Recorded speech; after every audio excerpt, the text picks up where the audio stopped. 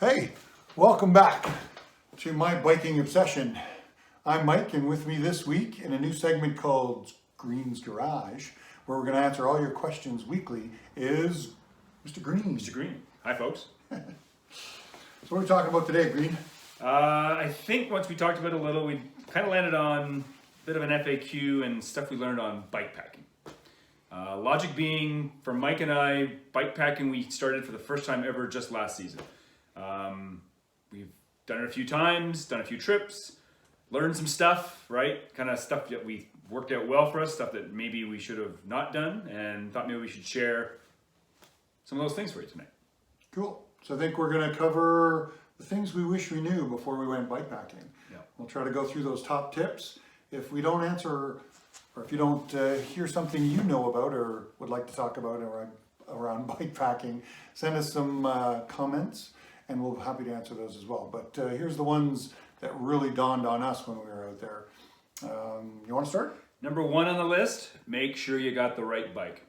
So for me, I didn't have a proper gravel bike or bike packing bike. I just took my road bike and did my best to convert it. And what I mean by that is, went out and got gravel style tires at the widest possible that I could get, but because it's a road bike, it doesn't have the clearance to get me much. So the best I could do on my road bike, I think, was 32 mil width gravel tires, which seemed okay at the time, but once you're out there and actually get into some of this loose stuff, it turns into a nightmare. So, But does it really matter though?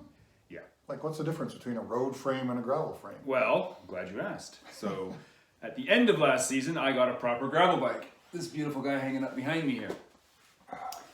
The clearance, so without getting too much into the detail of what's hanging up there behind me, because maybe that's for a later segment, but what you have in your chainstays and your front fork is a massive amount of clearance for super fat tires. This particular bike, I can go as wide as 45 mil tires if I want to. What I've got on it right now is 40 mil width tires.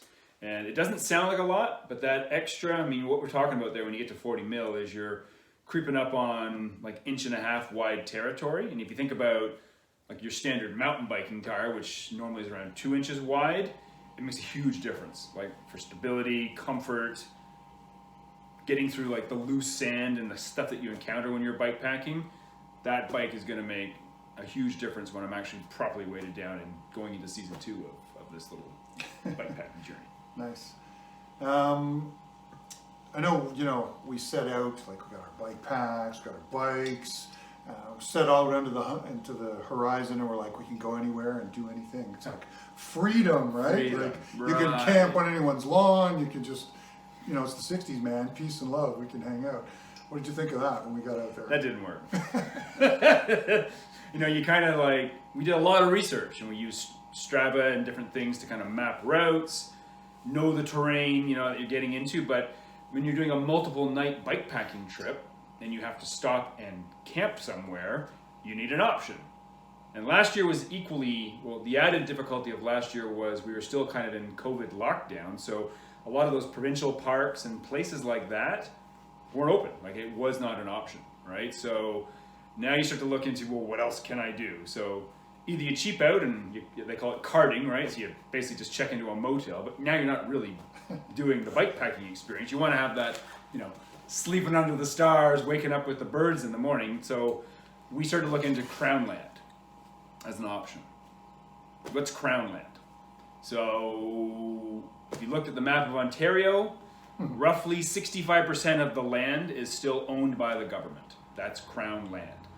Even a provincial park, it's Crown Land. It's just been reclassified as a provincial park, but it's government-owned land. But there's a lot of these pockets of land that are kind of, once you get kind of north of Peterborough and up into cottage country, you'll have just Crown Land. And as a Canadian citizen, you have the right to sleep on Crown Land.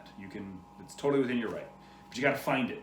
And what we discovered is that there's a reason why a lot of this Crown Land hasn't been bought by anybody is it's uninhabitable. It's like a swamp, right? So that's an important thing to know, because if you don't have a plan B on your route and you get somewhere and that Crown Land option, either you can't find it or it's basically underwater, and you've been riding for like 120 kilometers on the day, 8-10 hours in, and you're tired and exhausted, now what do I do? And that's a key one. Like, know your route and have an option, have a plan B to back up if plan A falls through. Cool. I think the next piece, you know, after you found somewhere to camp, it's, you know what it's all about, right? The food and the comfort. So, you know, we were on a trip with a couple of friends. Some people brought some cheap food alternatives, and some people brought some higher end freeze-dried food. And so let's talk about the kind of food that works and the kind of food that you want.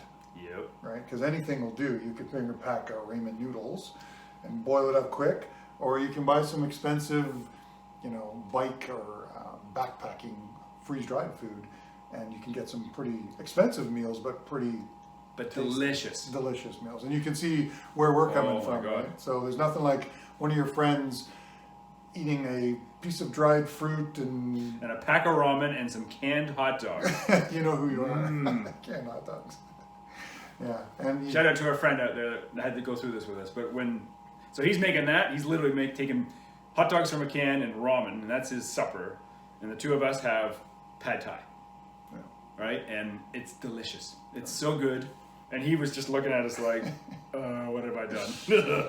So the food is important. Surprisingly, though, we were prepared for, you know, if you're talking about food and water, we were prepared for, you know, pumping your own water through a filter in case we were always in the back country and we couldn't find our own water source. But here in Ontario, that really isn't the reality. Bring some good freeze-dried food that's expensive but worth it. And you can probably use or leave your filter at home, would you say? Yeah, I mean, I bought a filter. It cost like, it was a decent filter too, so it wasn't cheap. Packed it with me on each trip, never used it once. Because everywhere we went, generally you can buy water somewhere, right? Like, we didn't get that far into the boonies where pumping water is necessary. So, again, learning. If you're doing something that's kind of cottage country area bike packing, you'll be able to find water.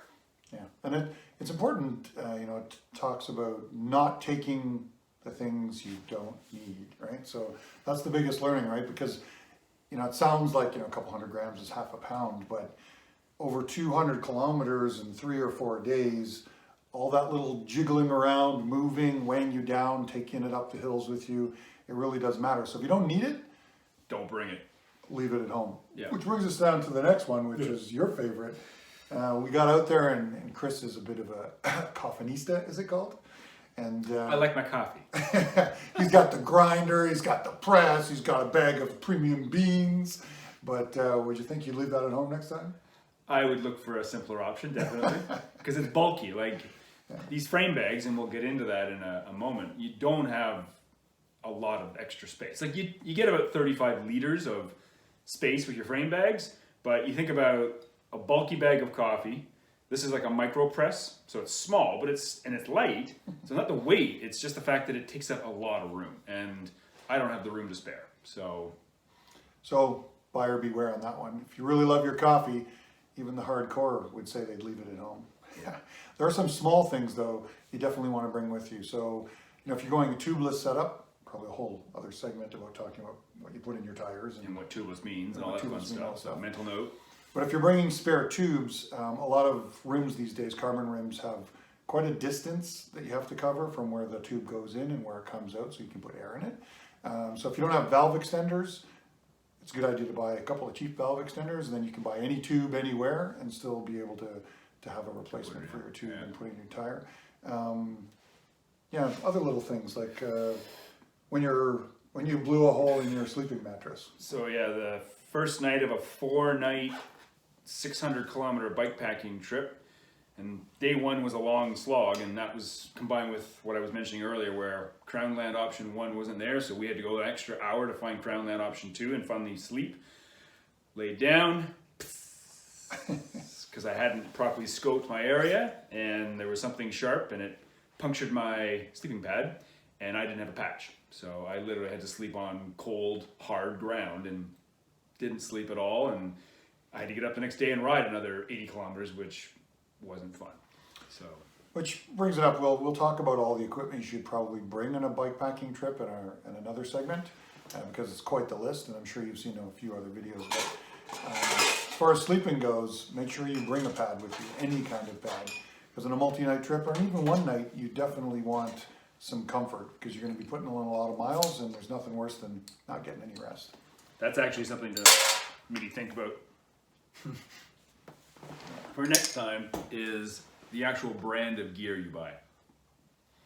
Yeah, I think we can get into a bit of it on this one because I think in this one we're going to talk about bags, right? Bags, we'll talk about, let's talk about the bags, but I want to make a note to talk about the tent you buy versus the tent that you think you want to buy and then you see the price tag versus like the alternative which does the job and at a fraction of the price. But we'll maybe get into that on another segment. Well, it's a good segue into the bags, right? Because we've kind of got two polar opposites here. I'm the cheap Scottish guy. He's the classy Italian that has to have the most expensive thing on the market. Let's not get into that. Or maybe we should. So I'm measuring the grams on my weight scale. So first of all, whether it weighs heavy or whether it's light, you want to make sure that it's waterproof. When you're out there, you don't need wet anything. There's going to be rain. There's going to be all sorts of puddles, even if it doesn't rain. So you want to make sure you're solid. So no matter what you pay for it, make sure that it's durable and that it's waterproof for sure. And then you can get into our conversation, which is, how light it has to be. So what brand do you buy? What brand do you buy? What brand represents you best? Yes. Yeah. So do you buy the affordable, middle of the ground quality one, or do you buy the expensive one that has the flashy name that everyone goes, whoa, look at him, he's special? Do you buy 3 versions of yours while I just keep one for the rest of my life? Or if you want to buy 3, that's up to you. Time will tell which one falls apart first. He's talking about the bags. Anyway, so there's lots to consider with the bags. There's the top end stuff, but you don't have to go all the way to crazy light. That's just a personal choice. Is it going to save you a little bit over the time? Marginally. But it's not the Tour de France, so we're not looking at marginal gains. So really, there's affordable gear out there that's waterproof, that'll do the job. Chris has proven that it works. And there's high-end stuff if you want the fancy stuff and you want to be lighter and feel good about yourself.